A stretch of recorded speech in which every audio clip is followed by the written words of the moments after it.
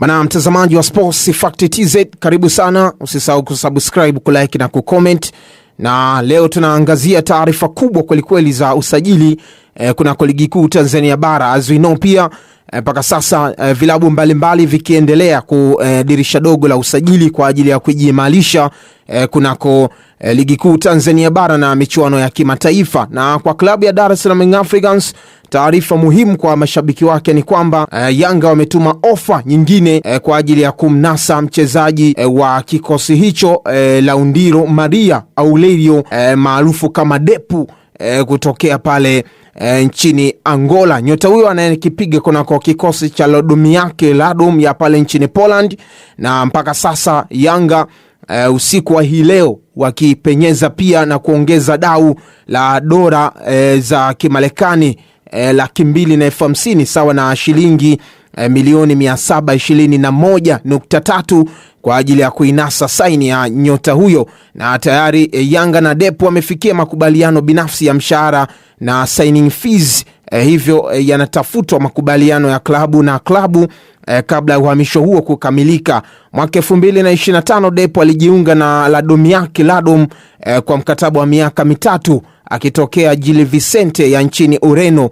Akiwa Ladom amefanikiwa kufunga bao moja na asisti moja kwenye mechi 10. Depu ni pendekezo kubwa sana la mwalimu Pedro Gonçalves, kwa hiyo huenda pia nguvu inayotumika na uongozi wa Yanga ni kutokana na shinikizo kubwa ambalo amelitoa mwalimu Pedro Gonçalves kwa ajili ya kuinasa saini ya mchezaji huyo ambaye ni Dilson Maria Aurelio maarufu kama Depu. Ana umri wa miaka 25, miongoni mwa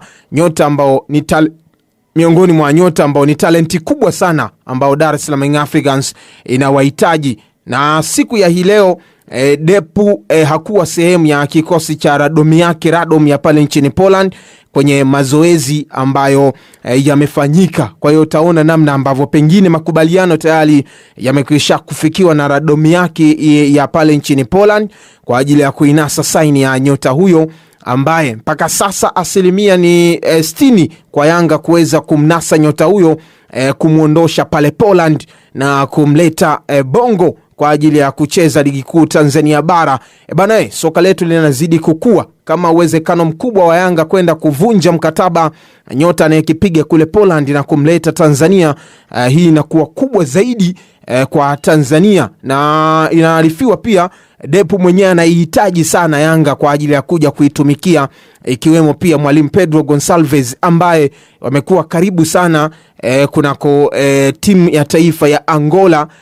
Mwalimu Pedro Gonçalves Azuino pia ametokea pale Angola na alikuwa akinoa kikosi hicho.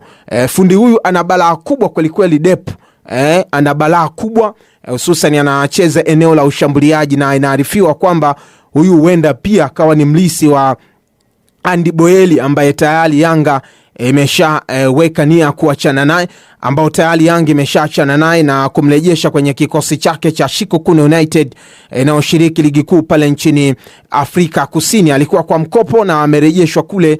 Kwa hiyo kwa sasa jina la Laundiro Dilson Maria Aurelio Depu ndio ambalo linazungumzwa sana, na tayari Yanga ikitenga dau la shilingi 250,000 dola za Kimarekani sawa na shilingi milioni 721 kwa ajili ya kuinasa saini ya nyota huyu mkubwa kweli kweli.